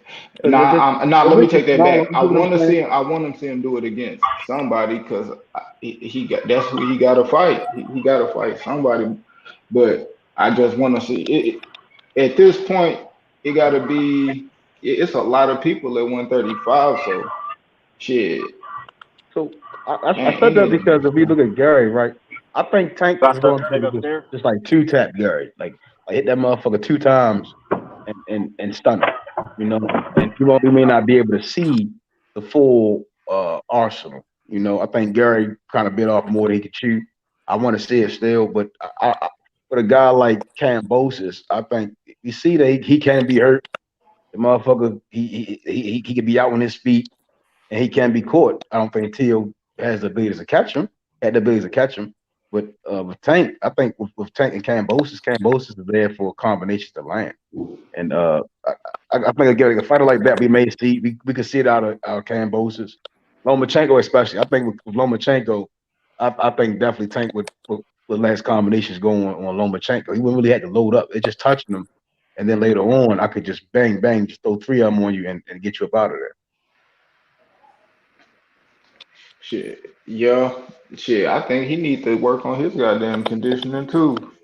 But he didn't look tired and then like super tired to me in the Aesop Cruz fight. But shit, if his lack of throwing combinations could be due to him thinking he might gas out, you know, in the later rounds. That's why he might be more patient. But Tank is somebody that I know got a real high IQ. Like Tank smart as fuck. Like Yeah. Yeah, you see, if anybody didn't see when they was doing the media workouts, again, I think sometimes I saw with Jamal Charlo working out. You can see that they can do. These guys can do. They have they're intelligent. Tank is one of them. I think he's probably one of the most athletic fighters in boxing.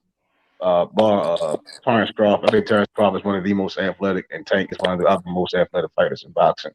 And it's just, I think it all comes down to their dance partners. You know, if I don't have to do something, I'm not really going to do it. You get what I'm saying? I don't want to waste that energy. And again with Isaac Cruz, if he's going to be a turtle, I'm not going to sit there and keep banging. Like, you get what I'm saying? Just doing extra shit. I'm just going to keep. If I can score this, and he's not going to adjust or that shit, I'm just going to coast to a win. You know, I'm not going to sit there and take too many risks. shit. I mean, he could be that. Shit, he gonna have to. He gonna have to. You know, and I ain't even like shit. I'm just bashing him on this shit. Cause shit, again, I still feel like he one of the best at 135, and I think the only person that come close to beating him is Lomachenko. You know, but I still think he beat him. I think he knocked him out on me. Like I think he knocked dude out for sure. Hey, Q. Yeah. He needs to go to the body, yada yada yada yada yada. Oh God, he gonna have to go to the body like on me like that. And that's how he could have set up Isak Cruz. Hit that nigga behind that motherfucking elbow. That nigga want to shell up in that high ass guard, touch his ass behind that elbow, hit him in that liver. Yeah, but see, when you do Bring that that some though, shit back up top.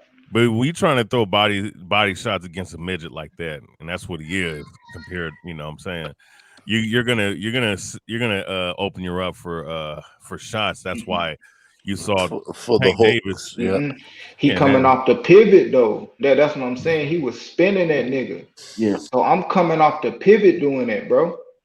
As soon as you turn toward me, boom, right hand.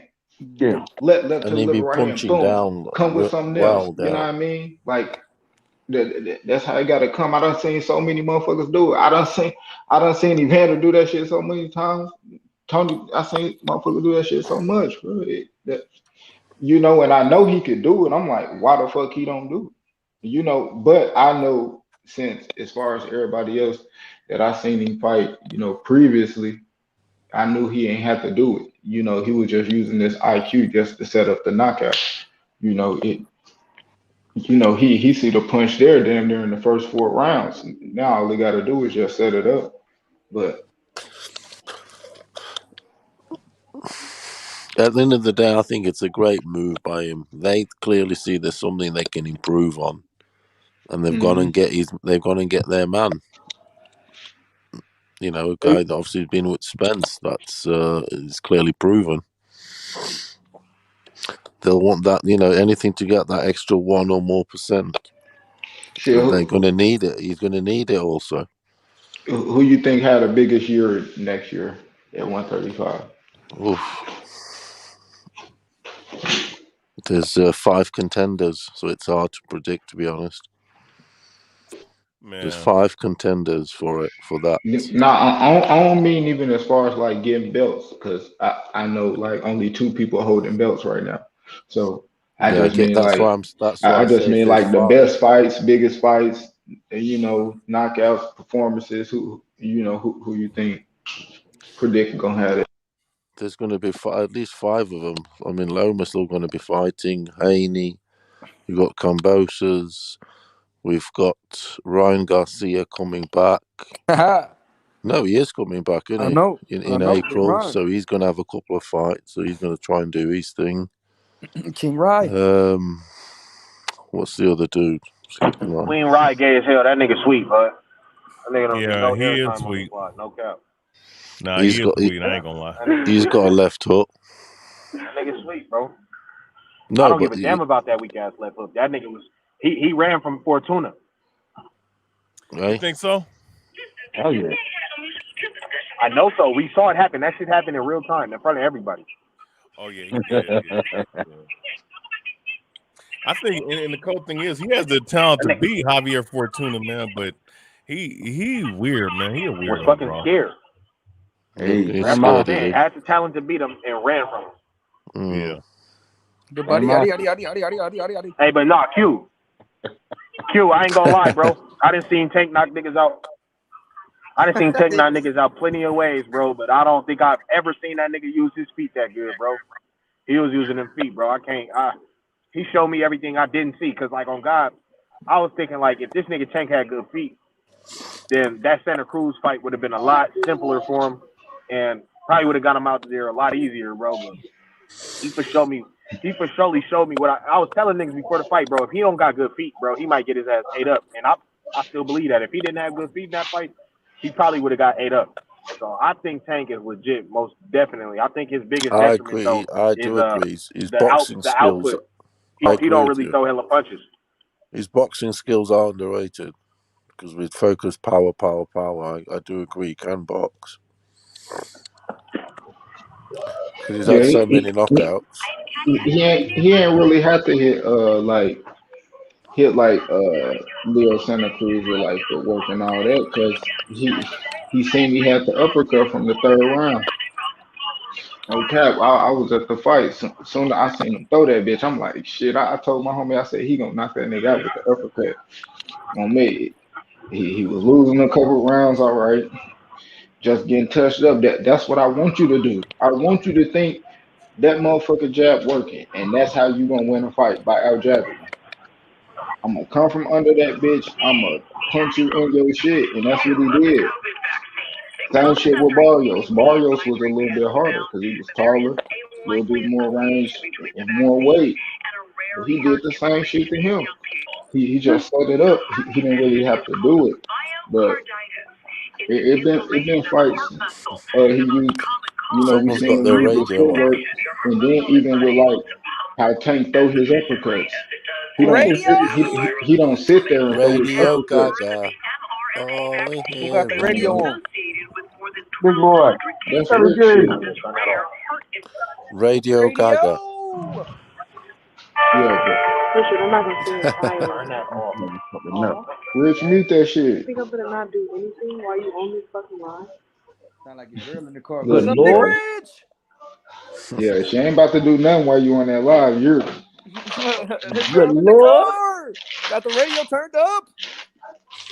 Y'all niggas is wild. Like on the line. Why you back? Alicia Bumgarner. That's all I got to say. Yeah, Alicia Hey, keep Bumgarner. it pimping, stop simping, man. fine as hell. I have to put y'all on, man. I have to put y'all Hey, on to I the ain't finest simping. I'm man. just saying Alicia Bumgarner. That's Your, all your I'm saying. name, your name is Yeah. your middle name is Pimp. like you was doing last night. I ain't sitting for no woman, yo. So you got you boys ready Hey, for? no cap, Cuban that nigga. Hey, no James. cap, method. That nigga cooked you, method. No cap, bro. You was hurt, bro. I ain't even gonna Who? lie. Who? That nigga Lebanaya, bro. That nigga cooked you, bro. I ain't even gonna That lie. That nigga, nigga worked your ass. that nigga need to take his medication, nigga. Stop. That was some That heavy nigga need duty. to go That take his was. Nigga, I was leaving my medication. Hey, that nigga, I shit was was leaving funny. my grandparents' house 3 a.m. My 11-9 was in the chat last night. That was a Christmas thriller. I ain't gonna lie, that was funny. We had back-to-back bouts, my nigga. Hey, no cap. That nigga caught me at the wrong time, bro. And he took some shit personal. He wanted to bring out religious books and shit. He was getting fried, man. That nigga was That getting nigga fried. cooked you, brother. When you You was get your over back there in the sick. corner, he start talking religion. I said, yeah, this over. This is over. He said, pull out your book. I don't want to talk about it. Go get your book. I said, this nigga wow. This nigga wow, man. That was fire. That was. Damn, I fell asleep. I ain't gonna lie. You know what I mean? Y'all was kind of gassing out. I guess y'all picked up on the endurance. You know what I mean? It got real disrespectful, yo. Oh, shit. It got real disrespectful. Hey, niggas throwing Hey, low blows Destiny and said that shit headbutts. got disrespectful too. Destiny was Look, like, that shit was disrespectful. At, boy? Little low blows and headbutts. Mr. Damn. J said that Method say he don't brush his teeth, dog. Say what? Nah. Hey, He that say shit you was said funny. to him that he Hey, don't that brush shit his was teeth. funny. That nigga Method said that nigga Method told that nigga he invented peanut butter. Oh God, that shit. Hey, that shit was funny as fuck. He What told Method that say? nigga. What Method say about peanut butter? He told that nigga Lebanon he invented peanut butter. He told that nigga. He told what he say? That nigga Method told that nigga. He said his role model, his role model was Bill Cosby. Nigga, I'm dying, bro. On me, that shit was funny as fuck, but yeah, that shit was cool, man. That nigga keep coming though, yo. That was the only thing. He just keep coming, yo. That nigga don't get tired though. How come I couldn't know that? It was just one of I those. ain't gonna lie, man. I got the endurance, man. But I'm a nigga like Tank, man. I'm gonna sit back. I'm gonna use my IQ just to knock your ass out with the haymaker. You hear me?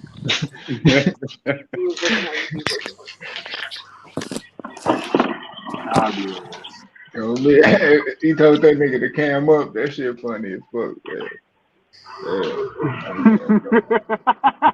Most definitely told that nigga to cam up. That nigga said no. Joe Elvis needs to be put with the top guys and quit screwing around with this. Man. John, what you drinking Yeah, today, man? somebody's gonna get hurt. Wait, what you Somebody's drinking gonna get today, hurt. John? What you drinking today, So John? Joe Elvis needs to be put with the top guys, number one contenders. Somebody's gonna get hurt, man. That's bullshit. Rich need to mute that shit. He getting checked and shit. Rich over there getting manhandled and shit. Method, I'm not you, bro. Hey, bro, that nigga violated you, brother. That nigga said you was a domestic violence victim. No cap, that shit was crazy. You ain't had nothing to say to it. Hey, yo, you don't argue shit like that, yo. Somebody's gonna get hurt if they fight. Because of domestic violence. He said you was a domestic I mean, violence that's victim. bullshit. No Who more you of that. guys got winning this weekend then? Charles or Louise? Man, don't give a Charles. damn. Yeah, but we're gonna watch it. But we're gonna watch it though. It's a heavyweight feast. It's a card. All heavyweights. Yeah, motherfuckers, motherfuckers. So there should be some thunder and lightning. You are so funny. Who you got then? Charles Ortiz. You're not bothered. That shit funny. Yeah. Shout out YB, man. YB on that shit, man. I feel bad for Cassius Clay Collarwood, man. Actually, a little Rough bit. year for that brother.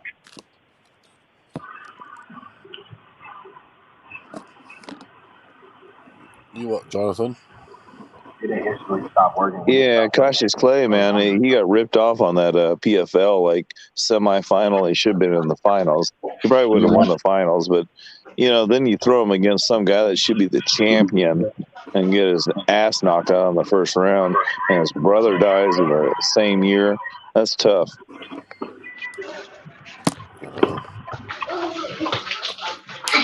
My nigga Rich getting verbally abused. Shout out to him now.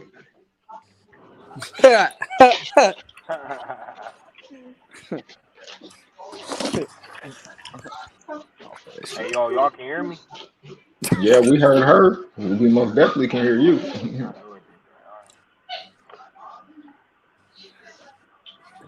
It's my anniversary.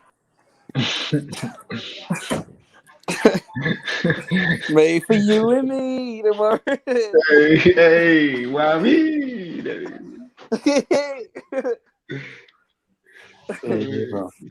niggas don't know about that Tony Tone, man. Came to the hood, nah. Niggas too young. They too young, bro. Too young, bro. Wait a second, where the fuck did Rich go? He right here. I'm about to say. It's our anniversary. Hey, Rich look like he just got choked. You straight? Hey, nigga have to fix his collar and shit. Y'all niggas crazy. That nigga funny as shit. I got what time is it? It's all right. You get a 30-minute grace period, yo, before I start cracking jokes, yo. Everybody. I'm ready to hit my My special sauce. Put that special sauce together. You did. This good. You're funny in this bit. Y'all stupid shit. Where that nigga Beans go at, man? Beans right here. All right, so we got Beans in this bitch. We got H in this bitch. That nigga H, he still mad from earlier and shit.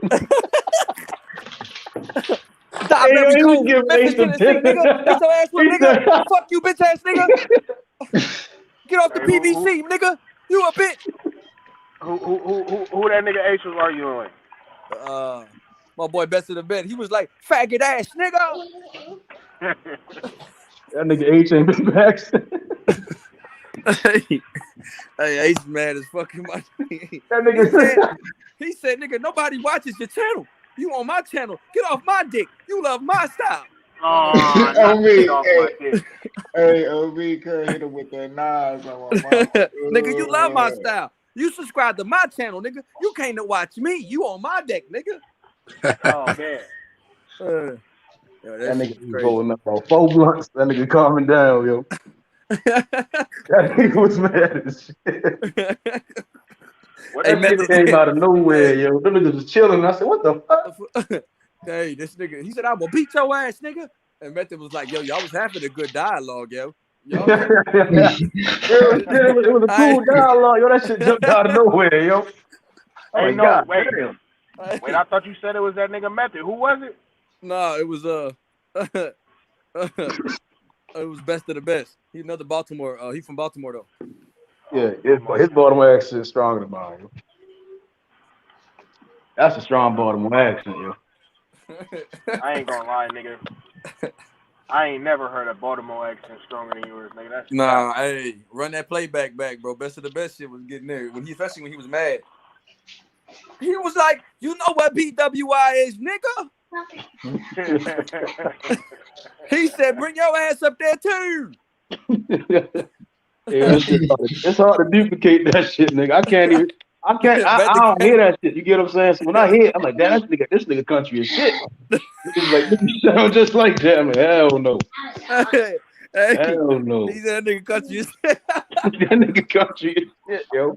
I'm like, damn, y'all Baltimore niggas country. Nigga, you from Baltimore. Oh shit. He said, you faggot ass whore. Yeah. That's that Baltimore lingo. Niggas gonna tell you, nigga say a bitch, whore, all that shit coming out, nigga. Whore is definitely the word of Baltimore. Hey, that nigga said, you's a straight whore. Baltimore whore though. That shit was funny. That boy Method said that shit sound country when he hear it from somebody else. That shit sound country. Hey, Rich, that I'm boy. like, damn, that's how I sound. Shit. Hey, that boy Rakeem say, buddy, Hey, that nigga came on last night with that. That nigga Benson said, yo. That nigga said, buddy, You gotta keep that nigga Rakeem away from the TV. On me, I told y'all Rakeem be saying that shit. I peeped that shit like a minute ago. I'm like, what? That nigga stupid. I made him keep saying that shit yesterday. Yo, that shit was funny. Hey, he said, yo, bitch, give me slappy tappy. No, he said. That nigga retarded. Don't say his name, that nigga. Hey, no cap though. I was at work with this Indian girl though. She told me to she said something about the Patels. She was like, yeah, she said the Patels be having money. I don't know. I think my nigga Rakeem got a toilet, bro. No cap. Oh shit. My nigga might have a toilet, bro. She said the Patels be having that. This nigga said he might have a toilet. When that nigga got that concentration camp, he gonna be on this bitch, nigga. That nigga out that bitch working right now, nigga. It's like, I don't know what time it is, but it's damn near nighttime over that bitch. It's like afternoon time or some shit. It's like 12 or 2 over that bitch. Oh shit. He'll definitely coming over this motherfucker though. He'll be here. Hey, that nigga was on Cosmic Ass last night. Cosmic like, that nigga was ready to cry, yo. That shit was funny. Oh, that nigga was about to cry, yo. I swear to God, he was going to cry. He said, what the fuck he say? He said, let me see your hands. Let me see your hands. I eat my hands. My yo, he was going to cry, yo. That nigga was going to cry last night. I said, damn, son. That Rakeem can't make you cry, nigga. Damn, yo. God damn. Let me see your hands. That shit was funny. My motherfuckers gave Rakeem the bout, man. You gave Rakeem that bout? Rakeem made that bitch dang, bro. I don't know. I think it was probably like, I don't know. I give it a draw, man. I'm gonna have to see them. I need a rematch. Man, I Rakeem would. and Cosby. And Cosby? Yeah. That I'm nigga gonna have to see a Cosby rematch. quit. He was crying. Nah, That nigga started. That nigga, man. Rakeem cooking. Nah, I broke up the fight. They kept missing, bro. Hey, They was swinging and missing out there. I had to, 15 rounds to go with. Well, you gave 15. I thought it was a 4-round belt, man. It was just like 4 rounds. And he got his ass whipped on the video game. He came on. He was hurt. Yeah, that shit was like That 45 nigga talking minutes. about, I couldn't hear nothing. You sure as hell heard the shit talking, though. I couldn't hear nothing.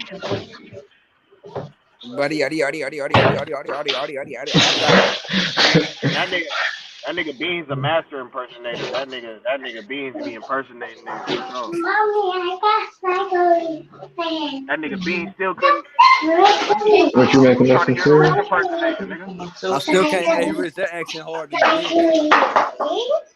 That accent hard, huh? I would have been mocked you too, bro. I just can't get this shit. That nigga's crazy. That nigga said I would have been mocked you, nigga. Can't get this shit. No, that boy H money, bro. Where my boy H at, bro? I got some questions for my boy. That nigga listening for Shelly. That nigga, he probably smoking his eyes. Like, you know how he be like, yeah, y'all my niggas for shit. That nigga, he out that Memphis eye.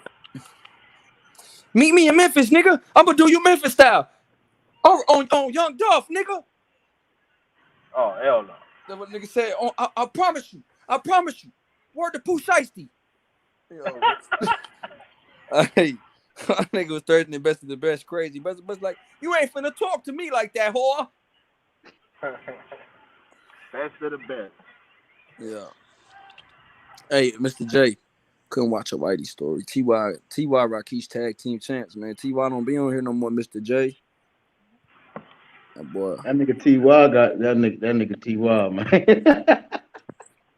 I ain't saying that nigga, man. He living his best life, man. That nigga living his best life, man.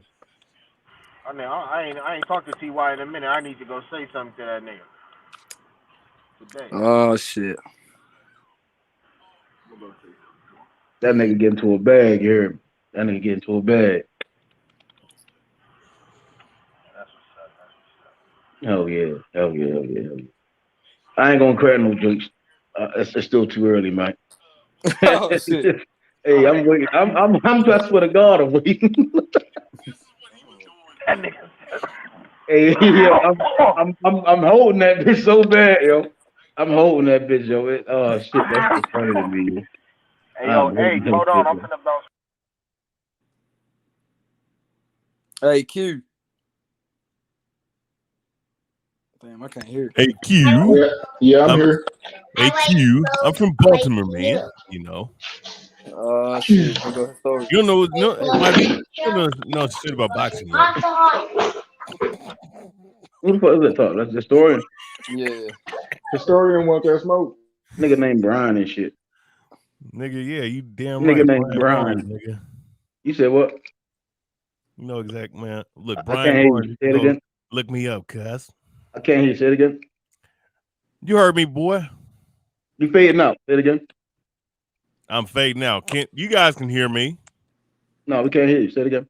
Yeah, shut the fuck up, you faggot ass nigga. Say it again. About 20 times. This nigga's finna keep repeating himself too. Yeah, he was one of these stupid motherfuckers. You dumb as shit. Hey man, you don't know shit about boxing, yo. He was like, y'all can hear me though, right? Hey, better say it again. Yo, hey, man. You ain't gotta be a story. Yo, why is Method always talking shit, man? Hey, all I do is talk shit, yo. I don't know shit I about talk a boxing. lot of I'm shit, messy, nigga. y'all. Facts. Hey, that nigga held down data on this bitch. We about to get in Done some that. Canelo talk. About to get some Canelo and Loma talk. Oh, you gonna get man, you gonna get ran Hold off the on, plane. wait. Don Dada coming with that Canelo and Loma shit? No, he just making that shit up, yo. He make it up as he go, yo. Hey, Meta, you don't know shit about boxing, man. I had to come out here just to say I that. knew that shit was going. Just to say that, man. I can't hear you, yo. Nah, what's understood don't gotta be said again, man. You got your volume turned up? Now, who's the one that just said Canelo and Loma talk? Who just said that? That was Rich. That you be on that Canelo and Loma shit? Nah, I'm about boxing, man. I'm about the That's sport, man. That's a hundred. So you I'm probably about the sport, and so whoever is supporting the sport, whoever is really putting in work for the sport, that's who I'm riding with. And that's exactly what Canelo and Loma's doing. They riding for the what Loma sport. They actually was putting doing in that. work. Loma was doing that when he dropped the WBC belt that Pernell and them had for that Man, he franchise. ain't dropped shit. He ain't dropped shit, man. What you mean? Talk to Bob He didn't Abrams drop it? about that. Hey, look. How Bob he Abrams didn't drop about it? that. Talk How to he Bob didn't Abrams drop it? about But that. This Devin man got don't his even belt. speak English. This man don't even speak English, man. He What don't the speak fuck that got, Spanish. bro? What does that have to do with He don't anything? talk to the promoters, man. I mean, he don't talk to the nigga? promoters to shoot him out, man. Talk to Bob Abrams about that shit. So Talk somebody to else Bob dropped it Abrams for him. about that shit. Somebody else dropped it for him. Don't blame Loma. I'm Blame blaming Bob that Abrams. nigga's a grown ass man. You on this bitch trying Bob to make Abrams, bro. excuses Big for a drama nigga shit. older than you. Promoter? That He shit ain't no don't make no sense. promoter. That nigga's He's grown not as a hell. promoter.